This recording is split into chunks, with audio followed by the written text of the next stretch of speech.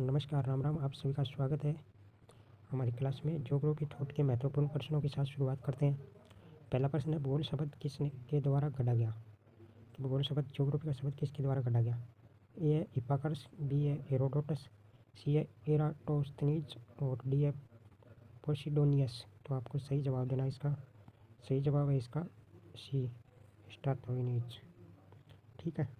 अगला प्रश्न, प्रश्न नंबर 2 है, इलियड और ओडिसी किसके द्वारा लिखे गए? एक काव्य प्राचीन ग्रंथ किसके द्वारा लिखे गए हैं? अरस्तु, होमर, थेल्स, एनकास्मिंडर। तो सही जवाब है इसका बी, होमर।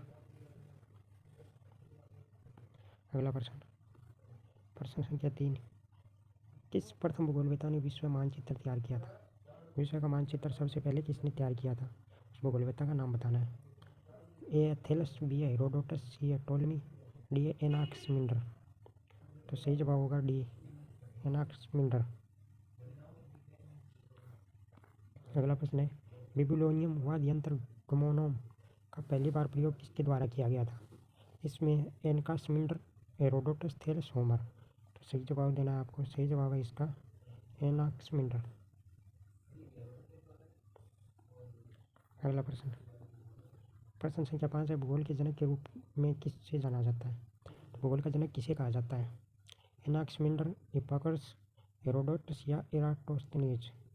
तो इसका सही जवाब होगा ज्योग्राफी शब्द एराटोस्थनीज ने दिया था। तो भूगोल के जनक के रूप में एराटोस्थनीज को ही जाना जाता है। सही जवाब। अगला प्रश्न है, प्रश्न संख्या 6, ग्रीक का स्वर्णकाल किसके बीच था? चौथी शताब्दी ईसा पूर्व से पहली शताब्दी ईसा पूर्व, चौथी शताब्दी ईसा पूर्व से दूसरी शताब्दी ईसा पूर्व, सी है 5वीं शताब्दी ईसा पूर्व से पहली शताब्दी, डी है 5वीं शताब्दी ईसा पूर्व से दूसरी शताब्दी ईसा पूर्व। तो सही जवाब होगा डी, 5वीं शताब्दी ईसा पूर्व से दूसरी शताब्दी ईसा पूर्व। अगला प्रश्न, प्रश्न संख्या 7 है, वृत्त को 360 डिग्री में विभाजित करने वाला पहला भूगोलवेत्ता कौन था? ए ऑप्शन है एराटोस्थनीज, बी हेरोडोटस, सी हिप्पार्कस, डी टोलेमी। तो सही जवाब होगा हिप्पार्कस। हिप्पार्कस ने सर्वप्रथम पृथ्वी को 360 डिग्री में विभाजित किया था। अगला प्रश्न, प्रश्न है, ऑर्थोग्राफिक एंड स्टेनोग्राफिक प्रेक्षण किसके द्वारा डिजाइन किए गए थे? ए ऑप्शन है एनाक्समिंडर, बी है टोलेमी, सी है पोसिडोनियस, डी है हिप्पार्कस। तो ये भी हिप्पार्कस के द्वारा डिजाइन किए गए थे। सही जवाब हिप्पार्कस। प्रश्न संख्या 9 है, इस विचार के प्रबल समर्थन कौन थे कि समस्त इतिहास को भौगोलिक दृष्टि से देखा जाना चाहिए तथा समस्त भूगोल को ऐतिहासिक दृष्टि से देखा जाना चाहिए? तो इतिहास का जनक हेरोडोटस को कहा जाता है। तो इसमें सही जवाब होगा हेरोडोटस। प्रश्न संख्या 10, निम्नलिखित में से पहला टेलियोलॉजिस्ट ईश्वर सृष्टि में विश्वास करने वाला कौन था? तो इसमें प्लेटो, अरस्तु, एनाक्सिमेंडर या हेरोडोटस। तो इसमें प्रथम था अरस्तु। उसके बाद रिटर का नाम भी आता है। यदि कहीं रिटर हो तो उसके बाद रिटर का नाम आएगा। प्रश्न संख्या 11, मानक मेरिडियन मानचित्र बनाने वाला पहला भूगोलवेत्ता कौन था? तो इसका सही जवाब है हेरोडोटस।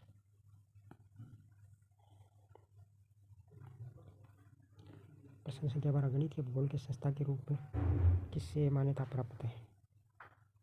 गणितीय भूगोल के संस्थापक के रूप में किसे मान्यता प्राप्त है?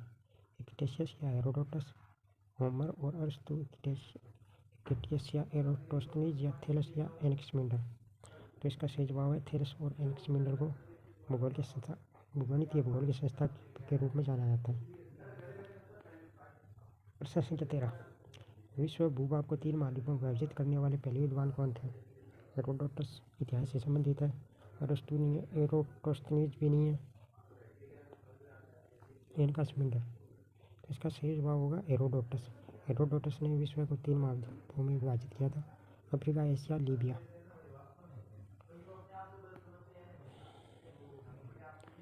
प्रश्न संख्या 14, पृथ्वी की परिधि को सटीकता से किसके द्वारा मापा गया था? पृथ्वी की परिधि को सटीकता से किसके द्वारा मापा गया था? तो इसमें होगा स्ट्रैथोनीज। एराटोस्थनीज ने पृथ्वी को सटीकता के साथ मापा था। अगला प्रश्न है, प्रादेशिक भूगोल का जनक किसे माना जाता है? तो इसमें स्ट्रेबो को प्रादेशिक भूगोल का जनक माना जाता है। अगला प्रश्न, भूगोल को वर्ण विज्ञान घोषित करने वाला पहला व्यक्ति कौन था? स्ट्रैबो, हेरोडोटस, टोलेमी या होमर? तो सही जवाब है स्ट्रैबो। निम्नलिखित में से किसने कहा कि भूगोल एक अनुभवजन्य विज्ञान है? इसमें कांट के द्वारा कहा गया कि भूगोल एक अनुभवजन्य विज्ञान है।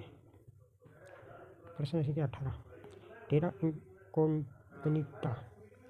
इनकोग्निटा ज्ञात दुनिया की अवधारणा किसने दी थी? तो इसका सही जवाब होगा टोलेमी के द्वारा टेरा इनकोग्निटा की अवधारणा दी गई।